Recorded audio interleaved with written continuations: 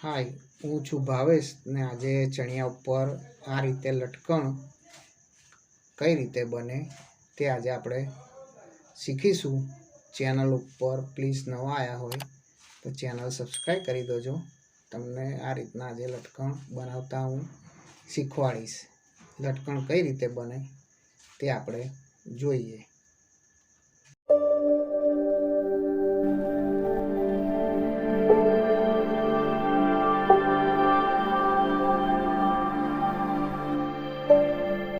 આપણે એવા લટકણ બનાવતા પહેલાં ચણિયાનું કાપડ લઈ લેવાનું છે। 3.5 ઇંચ આમ રાખવાનું છે અને 3.5 ઇંચ આમ રાખવાનું છે। એવી રીતે 4 કાપી લેવાના છે। ઉપરના 2 અને નીચેના 2 એમ કરીને આપણે 4 કાપી લેવાના છે। ને દોરી પલટાય ને આ રીતે નાના મોટી કાપી લેવાની છે। આ રીતે નાના મોટી કાપી લેવાની છે ને તેના ફૂમતા બનાવવા માટે આ રીતે બધા દોરી જેટલી બનાવી હોય એટલા કાપી લેવાના છે। આ નાના નાના ફૂમતા બનાવવા માટે। હવે કઈ રીતે બને એ આપણે ચાલુ કરીએ। આપણે આ જે દોરી પલટાઈ હતી તે લઈ લેવાની છે ને આ જે આપણે ચોરસ કાપ્યું હતું તેને આ રીતે વારી દેવાનું છે ને દોરી અહીં આગળ વચ્ચે મૂકી દેવાની છે ને પછી આ રીતે મૂકીને મશીન મારી દેવાનું છે। આ મશીન વાગી ગયું, વધારાનું કાપી લેવાનું। એવી રીતે બીજી દોરી લઈ લેવાની ને આ દોરી કેવી રીતે પલટાવાય તેનો મેં વિડીયો મૂકેલો છે। ઉપર મેં એની લિંક આપી છે, પિન આપી છે। તમારે જોવો હોય તો દોરી કઈ રીતે પલટાવાય એનું મેં મૂકેલું છે વિડીયો। આપણે ફરી વાર આ રીતે જ મૂકીને કરી દેવાનું છે। આ રીતે આપણે વધારાનું જે કાપડ હોય કાપી લેવાનું ને અહીંથી આપણે હવે કરી દેવાનું છતું। આ પલટાઈ દેવાનું છે આખું, એટલે આપણે આ તૈયાર થઈ ગયું। એવી રીતે આપણે આ બીજું જે કરેલું તેને બી આ રીતે કરી દેવાનું। અરે ચેનલ ઉપર નવા આવ્યા હોય તો પ્લીઝ સબસ્ક્રાઈબ કરી દેજો। તમે મારા વિડીયો કાયમ જોતા હોય, સબસ્ક્રાઈબ ના કરતા હોય તો પ્લીઝ સબસ્ક્રાઈબ કરી દેજો। આપણે આ રીતે બધા પલટાઈ દેવાના છે। આ આપણે હવે બધા બની ગયા, દોરીની સાથે બધા પલટાઈ દીધા। હવે આપણે જે પેલું મોટું કાપ્યું હતું 3.5 ઇંચનું ચોરસ તે લઈ લેવાનું છે। તેને આમ ઉપર પહેલાં ઉપર છતું મૂકવાનું છે અને તેની ઉપર બીજું જે મૂક્યું હતું એ આમ કરીને ઉપર ઊંધું મૂકવાનું છે। ઊંધું મૂકીને આપણે અહીંથી ચાપનું મશીન મારવાનું ચાલુ કરી દેવાનું। અને હવે જે આ ખૂણો આવે છે આ ખૂણા ઉપર આપણે આ જે મોટું મૂકવાનું છે, પછી એનાથી નાનું છે, એનાથી આ 2 જે નાના છે અને એનાથી સૌથી નાના છે તે હવે 2 લઈ લેવાના છે। આ રીતે આપણે આ રીતે ગોઠવી દેવાનું છે। પછી અહીં આગળ જે આ ખૂણો પડે છે, આ ખૂણો પડે છે તો અહીં આગળ મૂકી દેવાનું છે અને ઉપર જે આપણે આ બીજું પલટાવવાનું છે તે લઈ લેવાનું છે। આ રીતે બધું ભેગું કરી દેવાનું અહીં આગળ।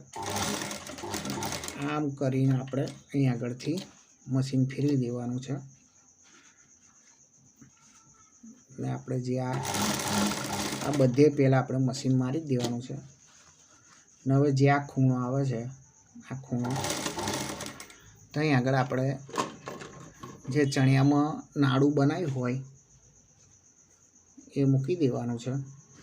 આ ખૂણે અહીં આગળ આપણે આ જે નાડું મૂકવાનું છે તે આ ખૂણે મૂકી દેવાનું છે। આ મૂક્યા પછી અહીં આગળ થોડુંક બાકી રાખવાનું અને આપણે અહીંથી સિલાઈ હવે કાઢી દેવાની છે।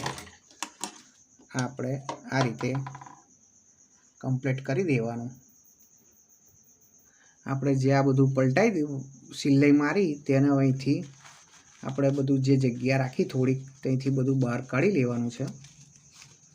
આ રીતે આપણે આરામથી ધીરે ધીરે બધું કાઢવાનું છે, સિલાઈ તૂટી ના જાય તેવી રીતે આ રીતે બધું કાઢવાનું છે। ચેનલ પર પ્લીઝ નવા આવ્યા હોય તો સબસ્ક્રાઈબ કરી દો। જો આવા વિડીયો તમને જોવા મળશે આપણી ચેનલ ઉપર,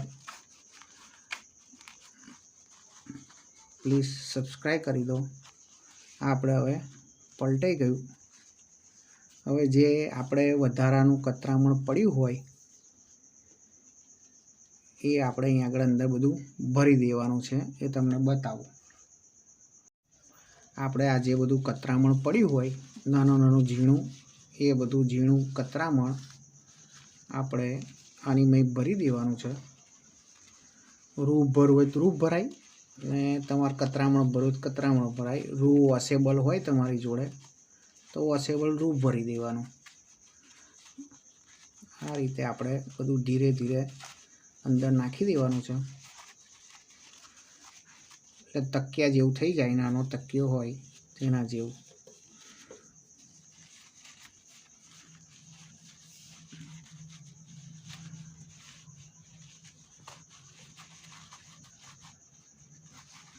ને જો આપણે અહીં ઉપર બીજું બનાવવાનું છે એક લટકણ, એ તમને બતાવું છું। પહેલાં આ કમ્પ્લીટ કરી દઈએ આપણે। આ આપણે તકિયો તૈયાર થઈ ગયો। એક સાઈડ ના જતું રહે એવી રીતે બધું કમ્પ્લીટ કરી દેવાનું છે। આ રીતે હાથ મારીને આપણે કમ્પ્લીટ કરી દેવાનું। આ આપણે રેડી થઈ ગયું। હવે આપણે ચારે કોરા મશીન મારી દેવાનું છે।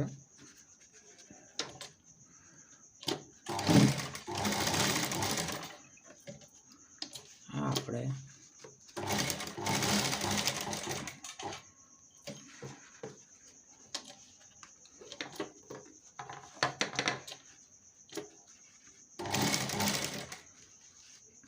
અહીં આગળ જે આપણે બાકી રાખેલું કાપડ આ ખુલ્લું રાખ્યું હતું તેને સેટિંગ કરી દેવાનું, અંદર નાખી દેવાનું છે। ત્યાર પછી આપણે ઉપર સિલાઈ મારી દેવાની છે।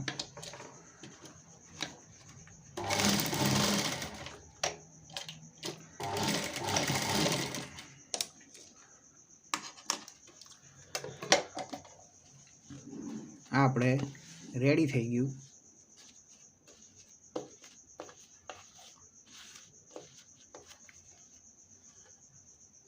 હવે અહીં આગળ ઉપર કઈ રીતે બીજું થાય આપણે જોઈએ, તેની રીત અલગ છે। આપણે આ રીતે આપણે કિનારી વારી લેવાની છે।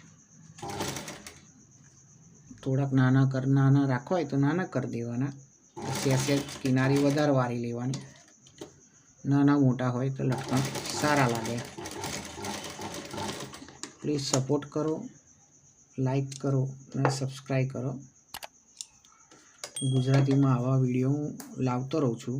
આ રીતે બે વારી લેવાના છે ને આપણે હવે જે આ બનાવ્યું હતું તો અહીં આગળ વચ્ચે મૂકી દેવાનું છે, એ હું તમને બતાવું છું।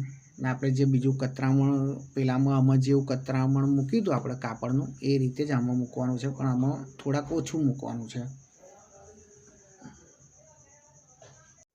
હવે આપણે બીજું ઉપર મૂકવા માટે આ વચ્ચે આ રીતે મૂકી દેવાનું છે, આ ખૂણેથી આ ખૂણે। ને આપણે જે આ બધું વધારાનું કતરામણ મેં તમને કીધું એ આ રીતે આપણે ઉપર મૂકી દેવાનું છે, ને ઉપર જે આ બનાવ્યું હતું તે પણ મૂકી દેવાનું છે। અહીં આગળ થોડીક જગ્યા છોડી દેવાની આ રીતે।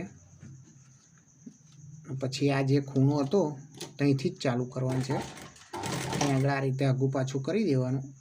પછી આ રીતે આ ખૂણે આવતા પહેલાં, આ બીજો ખૂણો આવતા પહેલાં આપણે જે આ બીજું એક રહેવા દીધું હતું તેને અહીં આગળ મૂકી દેવાનું છે। આ રીતે ખૂણામાં મૂકી દેવાનું છે। અહીં આગળ મશીન આગું પાછું સેટ કરી લેવાનું। પછી આપણે આ સેન્ટરમાં દોરી અહીં આગળ લાવી દેવાની, ત્યાંથી આપણે આ રીતે આગું પાછું સેટ કરી લેવાનું, લોક કરી દેવાનું। ત્યાર પછી આ જે બીજો હવે ખૂણો આવે ત્યાં આગળ આપણે આ બીજું જે હતું તે મૂકી દેવાનું છે। આ રીતે કમ્પ્લીટ સેટ કરી દેવાનું, આ રીતે મૂકી દેવાનું। આ જે બધું કતરામણ બહાર નીકળતું હોય છે સેજ અંદર ધક્કો મારી દેવાનો છે આંગળી વડે। આ રીતે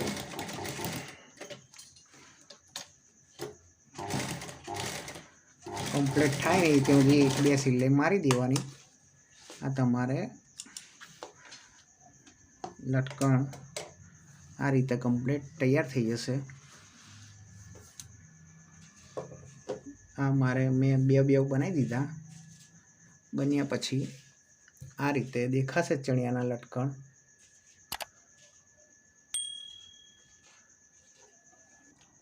ચણિયા પર લટકણ બન્યા પછી આ રીતે દેખાશે।